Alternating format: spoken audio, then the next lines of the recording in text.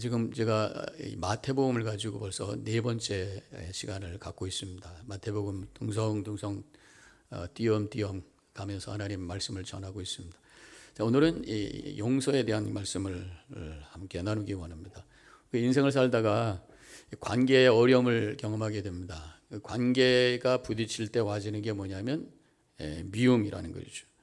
미움이라는 감정이 아주 지독해서 우리의 영혼을 어둡게 하고 또 하나님의 은혜의 삶을 살아가는데 방해거리가 될 수 있다고 하는 것입니다. 특별히 그 예배를 우리가 드리기 위해서 나왔는데 예배로 나올 때에 이 마음속에 미움과 분노가 있다면 하나님 앞에 은혜 받기가 어려워요. 그래서 성경에도 보면 예수님께서 하나님께 예배하러 가기 전에 먼저 관계의 문제를 풀고 가라 이런 말씀을 주셨잖아요. 마태복음 5장 23절과 24절에 이렇게 쓰여져 있습니다. 그러므로 예물을 제단에 드리려다가 거기서 내 형제에게 원망 들을 만한 일이 있는 것이 생각나거든 예물을 제단 앞에 두고 먼저 가서 형제와 화목하고 그 후에 와서 예물을 드리라 그렇게 말씀하고 있습니다. 마음의 평안을 가지고 사랑을 가지고 나와서 예배드려야 하나님의 임재가 있는 귀한 예배가 된단 말이죠. 그런데 이 관계를 회복하는 구체적인 방법이 뭐냐? 그것이 사과 혹은 용서라고 할 수 있습니다. 내가 잘못했다고 인정하는 것, 미안하다고 얘기하는 것, 괜찮다고 용서했다고 하는 것, 이 두 가지가 있을 때 이제 거기서 화해가 일어나는 거예요. 근데 성경에 보면은 오늘 본문에 이제 용서에 대한 말씀이 나옵니다만은 사과보다는 용서에 대한 말씀이 성경에 훨씬 더 많이 있습니다. 그래서 제가 구글로 사과에 대해서 찾아봤어요. 성경에 어떤 구절이 나오는가 했더니 한 4-5개가 나오는데 보니까 사과가 다 애플이에요. 그러니까 사과, 내가 미안하다 이 사과가 아니라 먹는 사과만이 성경에 있고 우리가 미안하다라고 하는 사과에 대한 표현은 없습니다. 물론 하나님께 사과한다고 하는 것은 회개라고 할 수 있겠죠. 네, 사과라는 표현보다는 용서라는 말씀이 굉장히 성경에 많이 나오고 있습니다. 인간 관계를 푸는 방법이 용서로부터 시작이 된다는 것이죠. 사과했기 때문에 용서가 아니라 사과를 받지 않았음에도 불구하고 용서로 시작할 수 있다고 하는 것이. 왜냐하면 하나님께서 주신 그 은혜가 하나님의 용서로부터 시작되었기 때문이라고 하는 것입니다. 어쨌든 오늘 용서에 대해서 몇 가지 말씀을 좀 나누기 원하는데 첫 번째로는 용서를 우리가 다른 사람들에게 해줄 때에 참 쉽지 않다 그런 얘기죠. 용서가 어려운 것이에요. 왜 어려운가? 억울해서 어려워요. 되게 보면은 내가 다른 사람들에게 어떤 상처를 받았을 때 내가 마음에 당한 것도 억울한데 어떻게 그 사람에게 좋은 용서를 해줄 수가 있는가? 나는 자존심도 없단 말이냐? 내가 당한 사람인데 왜 좋은 것을 주느냐? 잘못한 사람이 잘못했다고 와서 얘기도 안 하는데 내가 왜 용서를 해주냐? 여러 가지 그런 생각을 하게 되는 거죠. 결국 용서를 하기 힘든 이유가 뭔가 보면은 초점이 나에게 있어서 그래요.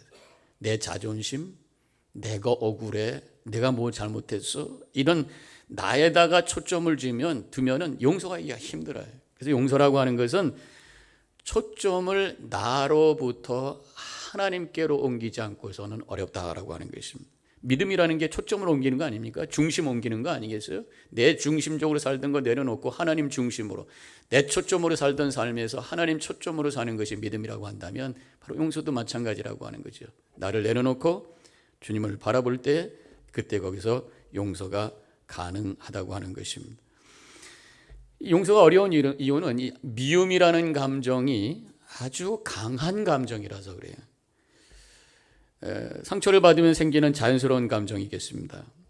다른 사람을 미워할 때에 좋은 생각이 안 나게 되어 있어요. 미운데 그 사람에게 내가 선한 어떤 마음을 주거나 선한 것을 나누려고 한 마음이 생기지가 않아요. 이 미움이라는 감정이 나의 이성과 인격과 영성까지도 막 컨트롤해 버릴 수가 있단 말이죠. 미움이 나를 지배하는 강력한 감정이 될 수 있다고 하는 것입니다. 그래서 그 문제를 해결하는 방법은 무엇일까? 결국 내가 죽는 것밖에 없다고 하는 것입니다. 내 마음에 내가 예수 그리스도와 함께 십자가에 나를 달고 미움이라고 하는 것을 십자가 앞에 예수님과 함께 죽을 때에 내 안에서 예수님께서 살아 역사하실 때에 용서라는 게 가능하다고 하는 것이. 용서가 힘든 이유는 정의를 무시하는 것처럼 느끼기 때문에 그래. 내가 용서하면은 그 사람이 잘못에 대해서 분명히 죄값을 치러야 되는 그 저스티스가 있는데 그것을 내가 무시하는 것 아닌가. 그래서 정의감이 많은 사람, 강한 사람일수록 용서가 힘들다는 생각이 들어요. 그리고 극단적으로 용서는 악을 방치하는 무책임한 것이고, 용서는 다른 사람의 피해를 줄 수 있는 것이다. 벌을 줘야 그 사람이 다른 사람에게 나쁜 짓을 안 해서 더 나쁜 일을 막는 건데 그냥 용서해 줘서 오히려 더 악을 키우는 것이 아니냐, 이런 생각을 할 수도 있다는 것입니다. 그래서 용서와 이 공의라고 하는 것이 두 가지가 함께 가는 게 굉장히 힘들어요. 서로 배척해. 용서해 주면 공의가 무너지는 거 하고, 공의로 나가려고 하다 보면 용서할 수 없고, 이 두 가지가 참 같이 가기 힘들어요. 그런데 이 두 가지가 함께 있는 곳이 있습니다. 바로 그것이 십자가인 줄로 믿습니다. 십자가에서 우리 예수님께서 친히 달려 돌아가셔서 하나님께서 몸을 입고 이 땅에 오셔서 그 죄값을 당신에게 그것을 치루심으로 하나님의 공의가 이루어졌고, 믿는 자들에게 그 죄를 사해 주시는 용서와 사랑의 은혜가 그 속에 이루어짐으로 말미암아 공의와 사랑, 공의와 정의와 용서가 함께 완벽히 만족되는 그 순간이 바로 십자가라고 하는 것입니다. 우리 인간은 그렇지만 우리 하나님만큼 온전하지가 못해. 우리 삶 속에 이 두 가지가 완벽하게 일어나기가 굉장히 힘들어요. 그래서 결국은 우리는 또 십자가 앞에 죽을 수밖에 없다고 하는 것입니다. 내가 죽지 않고서는 일어날 수 없는 것이 결국은 용서라고 하는 것이. 내가 십자가 앞에 죽고 그 두 가지가 완벽하게 신비롭게 이루어진 그 십자가에 나를 매달릴 때에 예수님께서 내 안에 다시 사셔서 하나님의 놀라운 용서의 은혜를 베풀 수 있는 역사가 일어나게 되는 줄로 믿습니다. 이렇게 용서라고 하는 것은 어려워요. 그럼에도 불구하고 용서해야 된다고 하는 것입니다. 성경에서 용서하라고 그래요. 왜 그러면 용서가 필요한 건가? 용서는 그 사람을 사랑하기 전에 먼저 나를 사랑하는 것이기 때문이다라고 하는 것입니다. 용서하지 않는 것, 나의 자존심을 지키는 것이라고 생각해요. 근데 그렇지가 않다고 하는 것입니다. 미움이라는 분노라는 감정을 계속 내 속에 갖고 있으면 그것이 내 인격을 왜곡시켜주게 되고 나의 판단을 흐리게 하고, 그래서 지혜롭지 못하게 살게 된다고 하는 거예요. 이 미움이라고 하는 것이 내 인격을 뒤틀어서 왜곡시킴으로 말미암아 어떤 것에 대한 반응을 제대로 하지 못해. 그래서 제가 이제 목회하면서 많은 분들을 이렇게 만나게 되는데 똑같은 어떤 일에 대해서 반응이 다 달라요. 어떤 분들은 쉽게 넘어가는데 어떤 분들은 그 안에 굉장히 예민하게 그것에 대해서 응답하면서 힘들어해. 똑같은 말을 해도 어떤 분은 그것 때문에 밤새고 왜 그런 말을 했을까?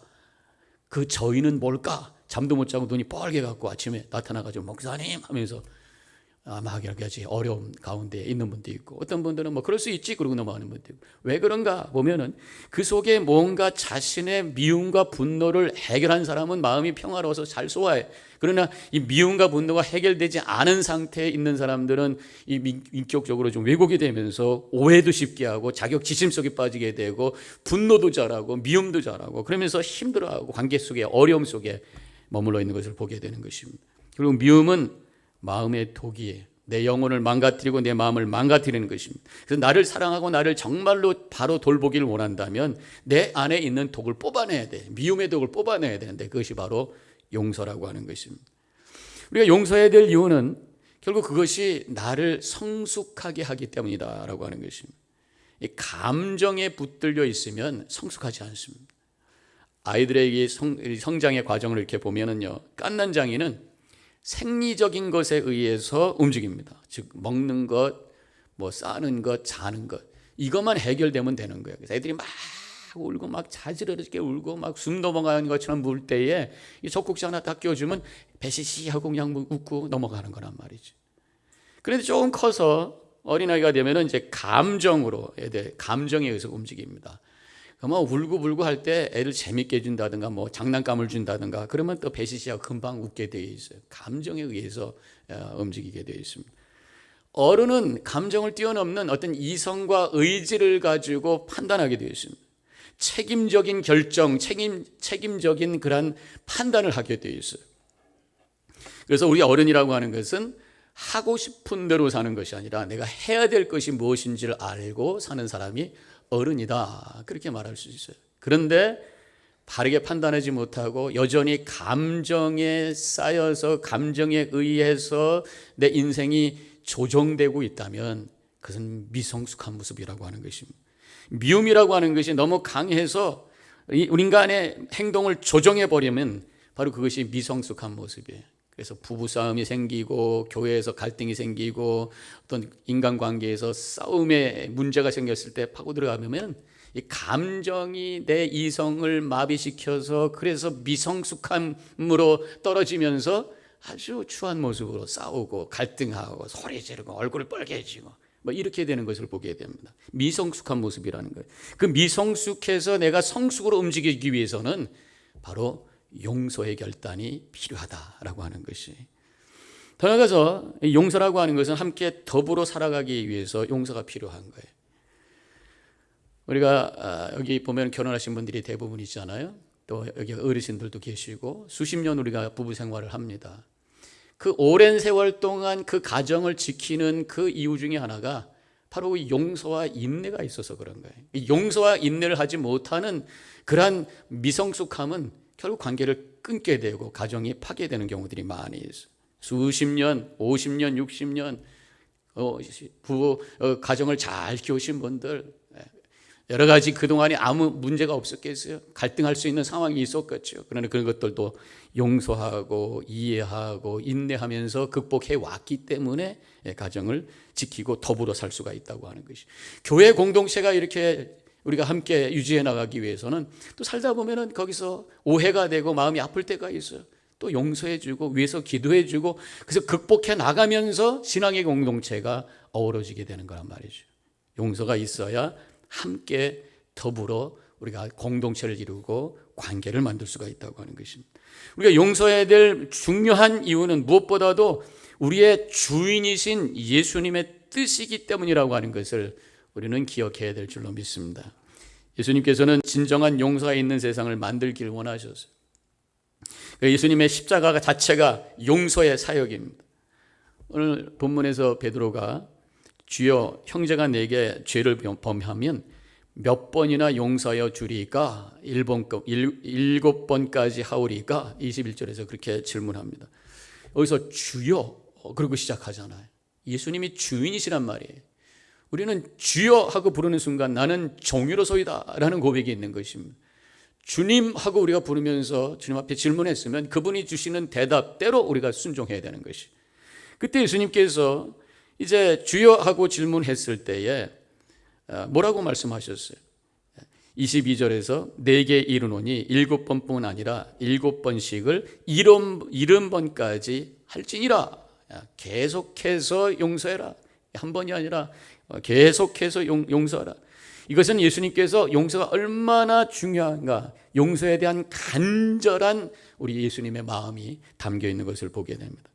그 전에 사실은 이 말씀이 나온 것이 오늘 본문의 말씀 앞에 보면은 교회에서 죄 지은 사람이 있었을 때, 나에게 죄 지은 사람이 있었을 때 어떻게 합니까? 했을 때 예수님께서 처음에는 개인적으로 권고하고 안 되면 두세 사람이 가서 권면하고 그것이 안 되면 교회적으로 말하라, 인내하면서 용서하면서 그러면서 처리해라 이렇게 말씀하시고 18절에서는 진실로 너에게 이르노니 무엇이든지 너희가 땅에서 매면 하늘에서도 매일 것이요 무엇이든지 땅에서 풀면 하늘에서도 풀리리라 말씀하셨어요.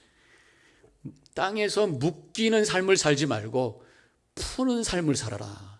인간관계 속에서 여러 가지 감정과 여러 가지 미움의 어떤 그런 끈으로 묶여 있지 말고 푸는 삶을 사는 것이 바로 천국의 삶이다. 그렇게 말씀하셨어요. 그러면서 용서를 하는데 7번씩 7번째도 계속해서 용서하면서 관계가 묶이지 말고 풀린 자로 살아가. 이것이 바로 주님이신 예수님께서 우리에게 간곡히 부탁하는 말씀인 줄로 믿습니다. 혹시 여러분들 사이에 관계에 불편함이 있다면 오늘 예배를 통해서 푸시고 용서하시고 아름다운 관계로 나아감으로 하나님의 축복 가운데 거하시기를 주님의 이름으로 간절히 축원합니다. 그럼 용서라는 단어에 대해서 한번 좀 생각해 보기를 원해요. 용서라는 용서의 문자적 정의가 뭘까? 한자어로 용서는 얼굴용의 어질서 이렇게 쓰는 것입니다. 얼굴이 어질다, 얼굴이 굉장히 평안해 본다, 그런 말씀이에요. 용서할 수 있는 사람은 누가 나에게 감정적으로 불편하게 하더라도 거기에 막 울그락 하면서 거기에 응답하는 것이 아니라 평안하게 그것을 받을 수 있는 그 너그러운 어진 마음을 가진 얼굴, 이것이 용서라는 것이죠. 온유한 마음, 이것이죠. 영어로 용서라고 하는 것은 뭐예요? Forgiveness, forgive, 준다, 누구를 위하여 준다라는 말로 이것을 두 개의 단어로 for plus give로 만들 수 있어요. 용서라고 하는 것은 그냥 소극적으로 그냥 오케이 뭐 그럴 수 있어 이것이 아니라 그 사람을 적극적으로 포용하면서 내 마음을 주는 사랑의 구체적인 행위가 바로 용서다 말할 수가 있는 것입니다. 자, 사실 우리가 이 용서라는 단어는 성경에서 나온 거니까 성경의 원어인 헬라어, 고대 그리스어에서 뭐라고 하고 있는가? 헬라어로 보면은 아피에미라는 단어를 쓰고 있는데 그 단어의 본래 뜻은 떠나가게 하다, 풀어주다, 그런 말씀이에요. 용서라고 하는 것은 얽혀있는 감정의 관계를, 감정이 얽히고 설켜있는 그 답답함을 풀어주는, 그래서 나로부터 그 사람을 떠나보내는, 나를 얽아매고 나를 힘들게 하는 미움과 그 분노로 나를 얽아매고 있었던 것을 풀어주는, 내 영혼을 병들게 하는 악한 힘으로부터 그것을 떠나보내는 그런 결단이 용서라고 성경에서 말씀하고 있는 것이, 용서로 나를 묶고 있는 모든 것들을 풀어내심으로 말미암아 자유함으로 하나님께 나아가시기를 축원합니다. 용서의 원형은 예수님의 용서예요. 우리가 용서하라고 말씀하시는 그 주님의, 당신이 우리에게 용서가 무엇인가를 보여주셨기 때문에 우리에게 용서하라고 말씀하셨단 말이죠. 그래서 예수님을 믿는 자만이 진정으로 용서할 수 있는 것이, 예수님의 용서가 무엇인지 깨달은 자가 그 용서를 나눌 수가 있다고 하는 것입니다. 우리 인간은 의인은 없나니 하나도 없어요. 우리는 다 죄의 값은 사망이라고 하는 그러한 하나님의 공의 속에 던져질 수밖에 없는 존재가 바로 우리입니다. 우리는 하나님의 진노 아래에 있는 자들이에요. 그렇지만 예수님께서 우리를 사랑하셔서 십자가에 달려셔서 대속의 죽음을 당하시고 그 예수님을 나의 구주로 믿는 자들을 용서해 주시고 죄 없다고 인정해 주시면서 우리를 하나님의 자녀로 삼아 주신 것 은혜인 줄로 믿습니다. 용서는 그래서 그 사람을 보면서 내가 너를 용서하리라 안 돼요. 용서는 바로 나를 용서하신, 십자가에 달리셔서 나의 죄의 값을 치러주신 예수님을 바라보면서 하는 것이 진정한 용서인 줄로 믿습니다. 하나님을 바라보고 예수님을 바라봐요. 그래서 그 십자가의 은혜가 감격이 되고 감사가 될 때에 용서가 흘러갈 수 있다고 하는 것이에요. 예수님께서 십자가에서 돌아가실 때 그 십자가에서 가상칠언 7가지 말씀을 하셨는데 그 중에 한 말씀이 누가복음 23장 30절에 나와요. 아버지여 저들을 사하여 주옵소서. 자기들이 하는 것을 알지 못함이니이다. 지금 누구를 향해서 얘기하는 거예요? 예수님을 향해서 지금 못을 받고 있는 그 군병들, 예수님을 지금 죽음 속으로, 고통 속으로 지금 몰아가고 있는 그 사람들을 향해서 하나님 저들의 죄를 용서하여 주옵소서, 사하여 주옵소서. 저들이 하는 것이 뭔지도 알지 못하고 저렇게 합니다 라고 용서를 선포하고 있단 말이에요. 그런데 진정으로 예수님의 십자가를 못 박는 자들이 옛날 로마 병정뿐만 아니라 바로 우리 자신이라고 하는 것을 우리는 인정해야 된다고 하는 것입니다. 어떤 목사님이 꿈을 꿨어요.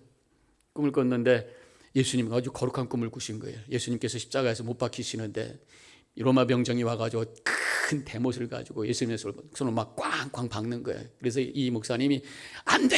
그러고 가서 그 로마 병정에서 어깨를 잡아 빼면서 그때 누구야? 그러면서 얼굴을 돌렸는데 그 얼굴이 자기 얼굴이었다는 거 아니겠어요?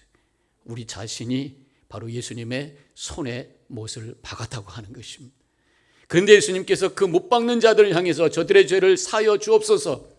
우리가 예수님의 십자가를 못 박는 죄인이지만 주님께서 고통 속에서 우리의 죄를 사하여 주셨다고 하는 것이 바로 십자가의 은혜인 줄로 믿습니다.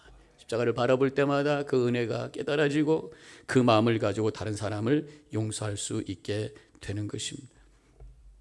예수님이 보여주신 용서에는 특징이 있어요. 용서가 회개보다 먼저였다고 하는 것입니다. 로마서 5장 8절, 우리가 아직 죄인되었을 때에 그리스도께서 우리를 위하여 죽으심으로 하나님께서 우리에 대한 자기의 사랑을 확증하셨느니라.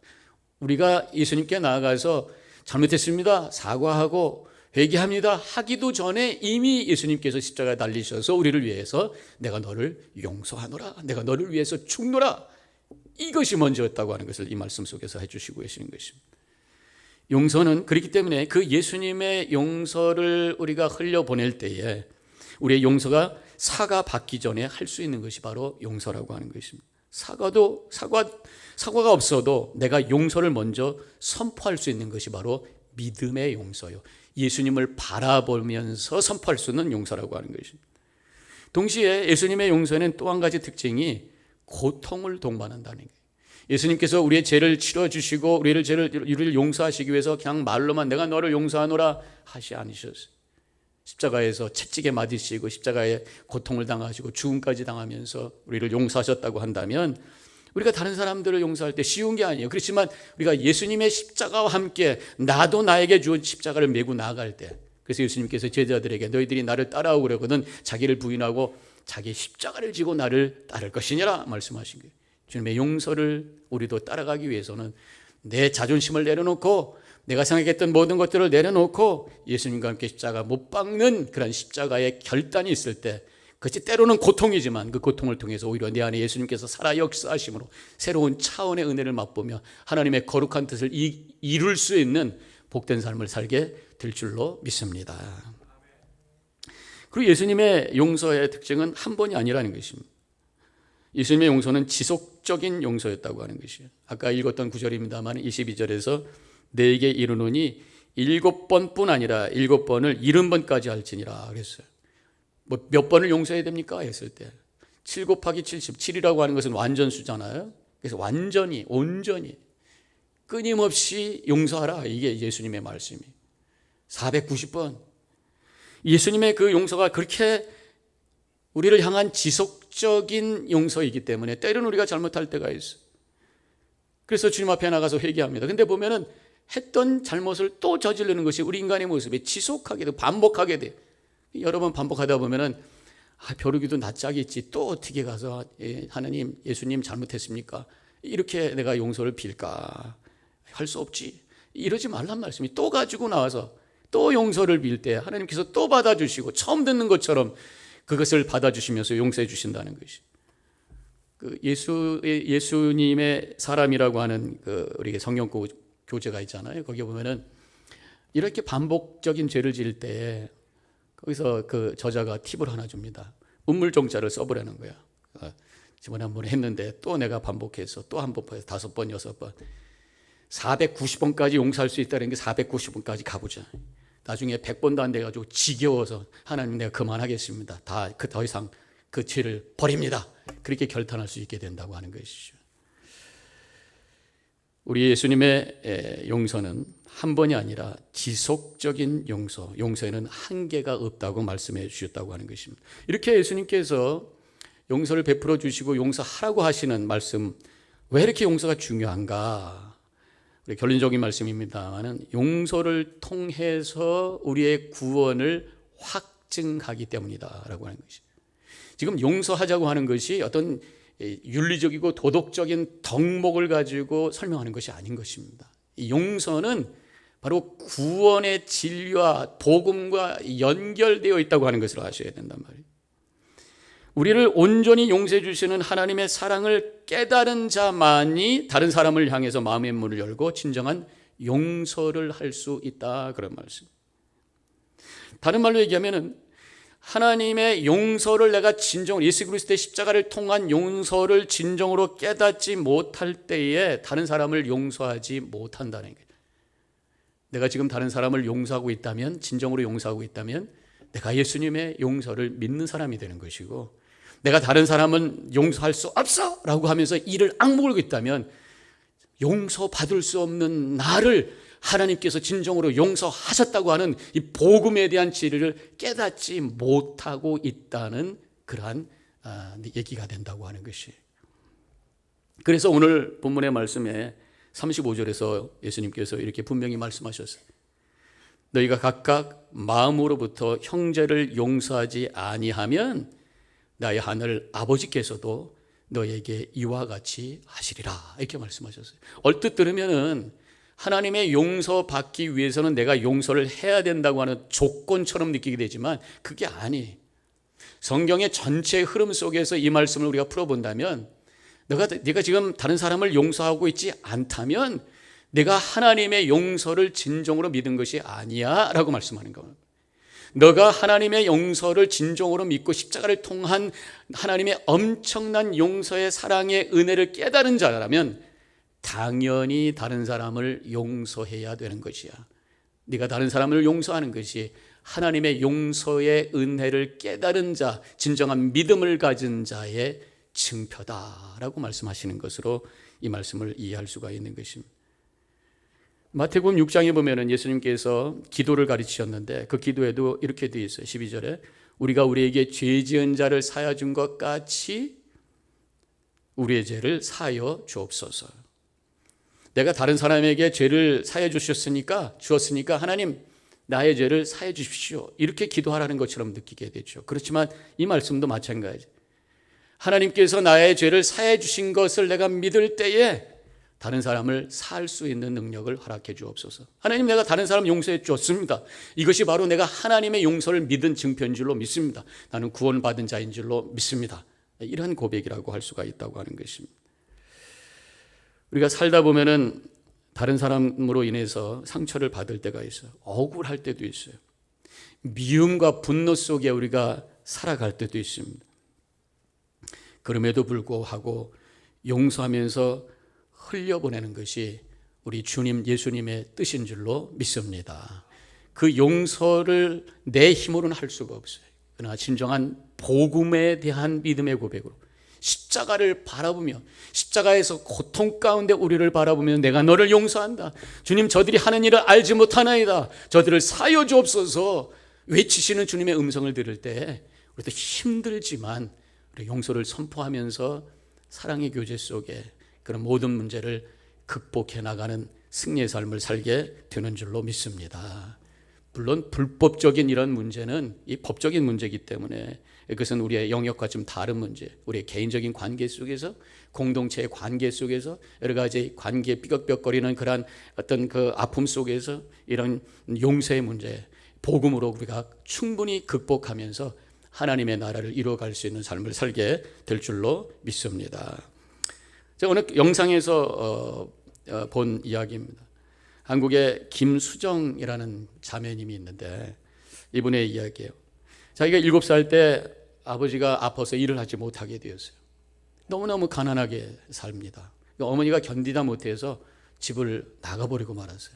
그때부터 어머니에 대해서 너무 속상한 마음을 가지고 분노를 가지고 미움을 가지고 이제 나는 피해자다 이런 생각 가지고 살게 됩니다. 또 나중에 또 아버지도 뭐 어떻게 돼서 나가버리겠는 말. 할머니하고 둘이서 너무너무 힘들게 살면서 계속해서 분노 속에 미움 속에 나는 피해당한 사람이다, 피의식 속에 살게 된 거예요. 그러다가 20세가 되어서 13년이 지나가지고 또 엄마가 어떻게 또 나타나서 같이 살게 되었어요. 엄마라고 하니까 외면할 수도 없고 그래서 같이 살게 됐는데 이 엄마에 대한 그 분노와 미움이 해결되지 않았기 때문에 계속해서 싸우고 엄마에 대해서 소리를 막 지르면서 격한 감정을 쏟아내도 이것은 내가 마땅히 할 수 있는 권한이 있다고 생각한 거예요. 엄마가 잘못했으니까, 내가 피해자니까. 그러면서 지나게 되었어요. 그러니까 관계가 회복이 안 되고 이러한 어떤 분노와 미움 속에 살기 때문에 인생도 별로 잘 풀려지지가 않아요. 그러던 중에 힘들게 지내고 있을 때에 예수를 믿게 되었어요. 교회를 가게 되었어요. 친구의 인도로. 그러다가 수련회를 가게 되었습니다. 수련회에서 말씀을 통해서 복음을 듣게 되고 깨달아지는데 내가 하나님 앞에 큰 죄인이라고 하는 것을 깨닫게 되었어요.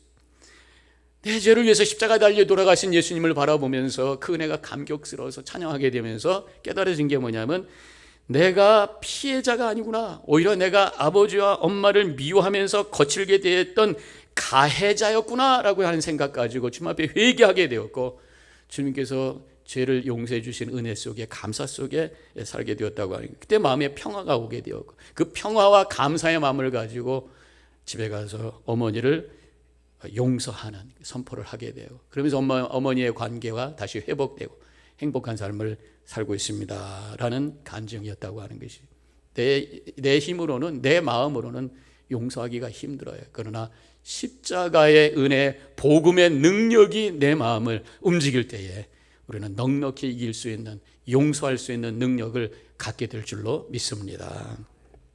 내가 죄 있는 것을 깨닫고 하나님의 용서의 은혜를 깨달은 자가 다른 사람들을 용서하게 되고 그때 삶이 회복되고 관계가 회복되고 하나님의 은혜를 맡고 있었던 모든 방해물들이 사라짐으로 말미암아 은혜 충만 하나님의 큰 복이 충만한 그런 삶을 살게 될 줄로 믿습니다. 그래서 여러분들의 관계와 여러분들의 가정과 신앙의 공동체가 하나님의 나라가 임하는 축복 가운데 승리의 삶을 살아가시기를 주님의 이름으로 간절히 축원합니다.